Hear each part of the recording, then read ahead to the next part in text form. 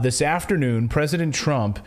So, okay, I think this whole thing is a bait and switch. I think this whole thing is a bait and switch. And so earlier this afternoon, I thought that this was fake the moment I saw it. And maybe it's real. Maybe he'll actually raise a lot of money off of this thing and it'll help whatever. But I think it was a total liberal media meltdown. Like, look at this ridiculous person. He's selling NFTs now. Like, that's what happened. So here was the bit. We were supposed to have a big announcement today. Here was the big announcement. Watch. Hello, everyone. This is Donald Trump. Hopefully your favorite president of all time, better than Lincoln, better than Washington, with an important announcement to make. I'm doing my first official Donald J. Trump NFT collection right here and right now. They're called Trump Digital Trading Cards. These cards feature some of the really incredible artwork pertaining to my life and my career. It's been very exciting. You can collect your Trump digital cards just like a baseball card or other collectibles. Here's one of the best parts. Each card comes with an automatic chance to win amazing prizes like dinner with me. I don't know if that's an amazing prize, but it's what we have. Or golf with you and a group of your friends at one of my beautiful golf courses, and they are beautiful. I'm also doing Zoom calls, a one-on-one meeting, autographing memorabilia, and so much more. We're doing a lot. So that happened, right? You can actually go to the website, the collecttrumpcards.com, and for like $99, you can order one of these NFTs, right? Okay. So to me, it's both a joke and real, because whoever does, they're going to raise money for his election campaign, right? I mean, I don't know how this all works with election laws, et cetera, but that's what's going to happen. So, and then it was amazing to watch like liberal Twitter just melt down over this. They're like, what a loser. This is his big announcement. This is his big announcement. And then, of course, when they were all saying that, suddenly then he dropped his actual announcement. Well, it even says at the bottom of the website, NFT International is not owned, managed, or controlled by Donald J. Trump, the Trump Organization, or their respected affiliates. Right. I mean, they were partnering with an NFT company. Yes. I mean, but I think, yeah, so it was clearly an effort to bait people. I mean, that was when I saw this thing this afternoon, I thought, this is like, something's fishy here. This is a bait and switch. Something's going on here. And then just a few minutes ago, we get the actual announcement. Watch this. If we don't have free speech, then we just don't have a free country. It's as simple as that. If this most fundamental right is allowed to perish, then the rest of our rights and liberties will topple, just like dominoes, one by one. They'll go down. That's why today I'm announcing my plan to shatter the left-wing censorship regime and to reclaim the right to free speech for all Americans. And reclaim is a very important word in this case because they've taken it away. In recent weeks, bombshell reports have confirmed that a sinister group of deep state bureaucrats, Silicon Valley tyrants, left-wing activists, and depraved corporate news media have been conspiring to manipulate and silence the American people. They have collaborated to suppress vital information on everything from elections to public health. The censorship cartel must be dismantled and destroyed, and it must happen immediately. And here's my plan.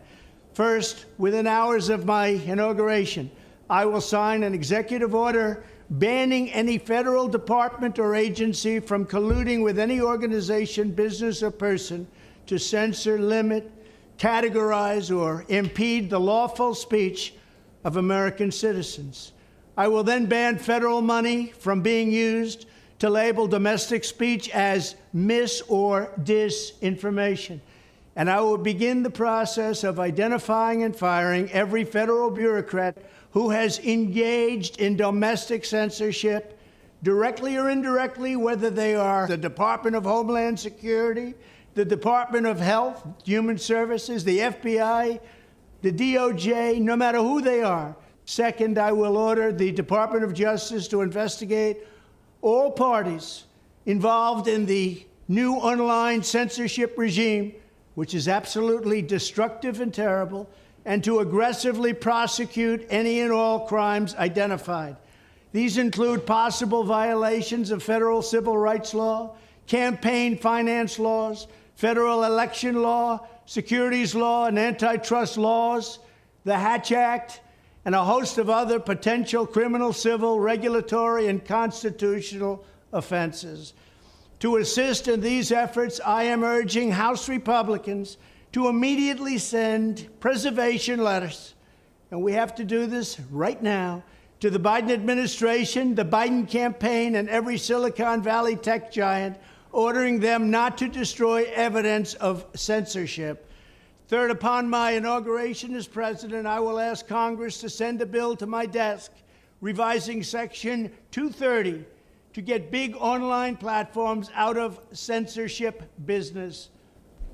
So, you know, it's funny because I saw a bunch of comments here, people saying, wow, he sounds a lot like Redacted suddenly.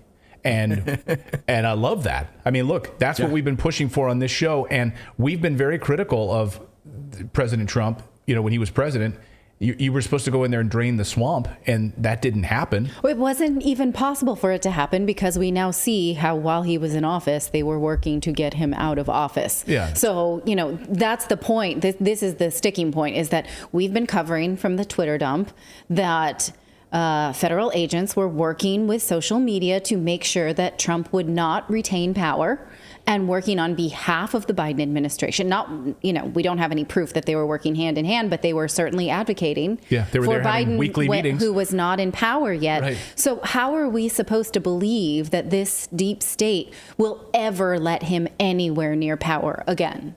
Yeah, it'll be interesting to see. I mean, so he can say this. That's wonderful. You're like, I Sleepy agree. Joe wins an election? Like, really? Okay. Right. Like that guy? All right. No, I agree with him. And I'd like to say, yeah, okay, no federal interference in social networks. 100%, we're with you. You know, I'm not super optimistic about his ability to get past who's working in the shadows right now. Right. As we talk about, it's the deep state, guys, it's not fake. The deep state is real. It's a permanent government. It's the people who are there forever, you know, like the Faucis of the world. These are the people that are the entrenched mafia. And so, as Whitney Webb pointed out, we have a deep interview with her coming out here over the holidays. I mean, the mafia, it's a political mafia. Once you understand that's who's running things, it's very difficult for these people to come in for 4 years or 2 years or whatever and try to make change. So we'll see.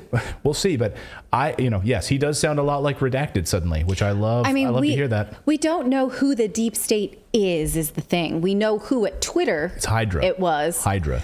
But we don't know. We don't have names. Most of the Twitter dumps are redacted. Right. We have, maybe some calendar appointments, but we just don't know. Right. It's that nefarious working behind the scenes and sabotaging, like, nefariously leaking stuff and all of that. That's the deep state. That's when you see that stuff in Washington, that's what it is. Like, it's a cabal of unelected leaders. We're for that.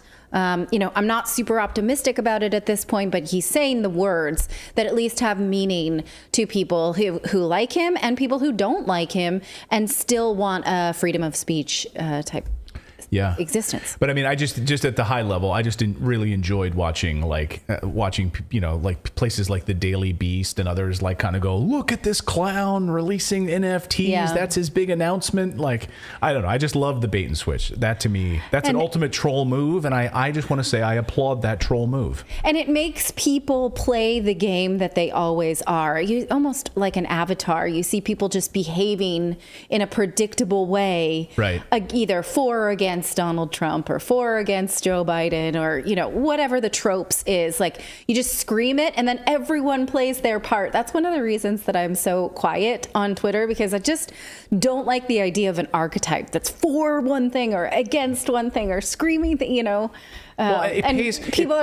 it's fun to watch people perform their virtues in that way. And it pays in those situations to just be quiet and wait, sort of Thomas Jefferson approach. People are always like, well, why is Thomas Jefferson not ever talking? He just sits in the back. He's quiet. Does that guy have a brain? Oh, yeah, he does when he finally speaks.